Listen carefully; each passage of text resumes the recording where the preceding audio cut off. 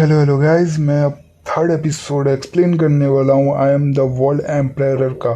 तो अगर आपने सेकंड एपिसोड नहीं देखा है तो देख लेना। और सेकंड एपिसोड में था कि वो जो लाओ था, जो ओल्ड लाओ था, वो कहता है कि क्या तुम मेरे नॉलेज पे क्वेश्चन उठा रही हो जो मैंने एशियन की चीज़ें सीखा है।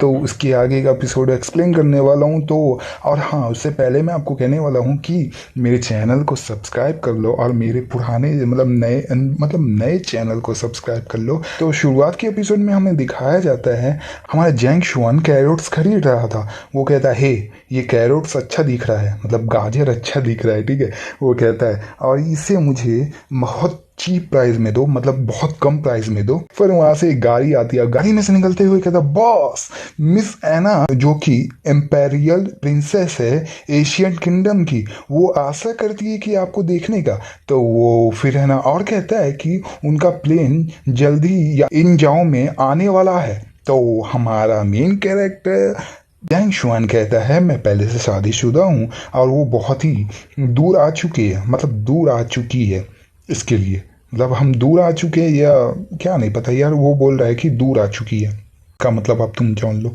फिर जैंग शुआन कहता है, और हाँ, और मेरी वाइफ भी है ना, जाओ ग्रुप में डिस्कस करने जाने वाली है कॉरपोरेशन में, तो किसी को अरेंज करो वहाँ पे बातचीत करने के लिए। तो झुकते हुए वो आदमी कहता है, जो उसका सेक्रेटरी है कोई भी है, वो कहता है ठीक है बॉस, मैं कर दूंगा। तो फिर अपने जैंगशुएन कहता है ठीक है, फिर तो मैं जा रहा हूँ अब। तो ये अच्छा रहेगा कि हम फिर से ऐसे तरीके से ना मिले, और मैं अपने आइडेंटिटी को मैं अपनी पहचान को छुपा कर रखना चाहता हूँ। तो वही जो है ना, उसे रोकते हुए कहता है वो आदमी, बॉस, ये कहता है कि लिंस ज्यादा ही है, शायद वो ज्यादा ही बनते या कुछ ऐसा कहना चाहता है। क्या ये वास्तव में सिस्टर इन लॉ के लिए ये सब करना लायक है? तो हमारा जैंग शुआन हेलमेट हेलमेट पहनते हुए कहता है, तुम सब ये सब नहीं समझ सकते। लेकिन वो मन में सोचता है, हमारा जैंग शुआन वो मन में सोचता है या बोलता है, लेकिन है ना वो बोलता है शायद, तो वो मेरी पूरी दुनिया है। और कहता है, इस दुनिया में ऐसा कुछ भी नहीं है जो मैं उसके लिए नहीं करूंगा। मगर उसका सेक्रेटरी तो कंफ्यूज था, और फिर है ना वहां से वो निकल जाता है। तो फिर हमें उसके पहले का सीन दिखाया जाता है जब इन लोग बहुत ही गरीब थे। तो हमारा जैंग शुआन सड़क पर रहता था उसकी माँ के साथ, और कहता है, जब मैं 5 साल का था उसने मेरी और मेरी माँ को सरवाइव करने के लिए इतने कड़ाके के विंटर में उसने मेरी मदद किया था, हम दोनों की मदद किया था। और फिर दिखाया जाता है कि जब मैं 7 साल का था तब लिन चैरिटी ने मुझे बचाया था, जब मुझे फूड में पॉइजनिंग हुआ था, फूड पॉइजनिंग हुआ था। और फिर बोलता है, जब मैं 10 साल का था तो मैं लिन फैमिली के चैरिटी स्कूल में गया था, और मेरी मदर ने भी वो जॉब पाया था जो क्लीनर का काम करते, उसका सफाई का काम, समझ जाओ। लेकिन जब मैं 14 साल का हुआ तो मेरी माँ को घातक ट्यूमर का पता चला था। तो वो नहीं चाहती थी कि मुझ पर ज्यादा बोझ लगे, इसलिए तो वो 7वीं मंजिल पे कूद कर वो मर गई और हमें अकेला, मुझे अकेला छोड़ गई। और फिर हमें दिखाया जाता है कि बहुत वो रो रहा था बचपन में, जब ये ना ये 14 साल का था, 14 साल का था। तो और फिर हमें सीन शिफ्ट होता है, फिर हमें दिखाया जाता है कि वो मन में सोच रहा था जब कुछ बना रहा था वो, और वो सोच रहा था कि जब वो मरी थी, मेरी माँ ने सुसाइड नोट में लिखा था कि लिन फैमिली को रिपेयर करने के लिए, जब वो मर गई थी। तो फिर वो सोचता है कि उसके बाद मुझे पता चला कि किसी ने लिन किंग जून को अजीब सा पॉइजन दिया था। तो मैं सिर्फ उसकी ज़िंदगी एक सूप में मेडिसिन ऐड करके हर दिन देता था, जिससे कि उसकी लाइफ बच सके, ज़िंदगी बच सके। और देख सकते हो यार क्या स्टाइल मार रहा है यार।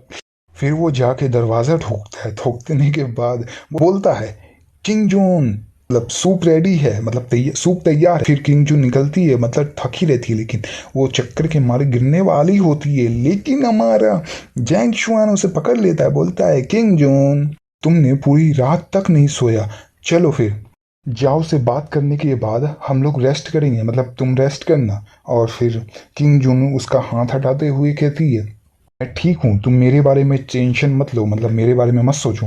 तो फिर किंग जून से कहता है जैंग शुआन कि तुम इस हालत में ड्राइव नहीं कर सकती, तुम्हारे लिए सेफ नहीं है, पहले तुम सूप को पी लो। और मैं तुम्हें बाइक पर समय पर पहुंचा दूंगा। तो किंग जुन कहती है ये ठीक है, फिर वो सूप पी लेती है। फिर लिन किंग जुन कहती है तो बाहर जाएं। तो फिर है ना उसके बाद अपना जैंग शुआन खुश होते हुए कहता है ठीक है। फिर लिन किंग जुन मन में सोचती है अजीब लग रहा है ये, मतलब अचानक मुझे बहुत ही आराम महसूस हो रहा है।